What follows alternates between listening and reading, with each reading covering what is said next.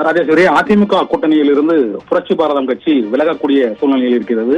அதிமுக கூட்டணியில் பாரதிய ஜனதா கட்சியின் கூட்டணியில் இருந்து அதிமுக விலகியதிலிருந்து புரட்சி பாரதம் கட்சி மட்டுமே முதலில் இருந்து அதிமுகவுக்கு ஆதரவு அளிப்பதாக தெரிவித்து வந்தார். இந்த சூழ்நிலையில் அதிமுக கூட்டணியில் தொகுதி பங்கீடு பல்வேறு கட்சிகளுடன் முடிவடைந்த சூழ்நிலையில் புரட்சி பாரதம் கட்சிக்கு திருவள்ளூர் தனி தொகுதி கேட்கப்பட்டிருந்தது. ஆனால் திருவள்ளூர் தனி தொகுதி தேமுதிகவிற்கு ஒதுக்கீடு செய்யப்பட்டு விட்டதால் புரட்சி பாரதம் கட்சிக்கு சீட் ஒதுக்கீடு செய்யப்படவில்லை என கூறப்படுகிறது. இதனால் நேற்று மாலையில் கூட எடப்பாடி பழனிசாமியை பசுமை வழிச்சாலையில் உள்ள அவரது இல்லத்தில் சந்தித்து புரட்சி பாரதம் கட்சியின் தலைவர் பூவை ஜெகன்மூர்த்தி நேரடியாக சந்தித்து அவரது கேட்கும் தொகுதி தொடர்பாக வலியுறுத்தியதாகவும் கூறப்படுகிறது. ஆனால் இன்று வரை அவருக்கு தொகுதி ஒதுக்கப்படாத சூழ்நிலையில் புரட்சி பாரதம் கட்சியும் அதிமுக கூட்டணியில் இருந்து வெளியேறக்கூடும் என எதிர்பார்க்கப்படுகிறது. இது தொடர்பாக முடிவெடுப்பதற்காகத்தான் வரும் சனிக்கிழமை 23ஆம் தேதி ஆண்டரசன்பேட்டையில் உள்ள பூவையார் திடலில் அவசர ஆலோசனை கூட்டத்திற்கு பூவை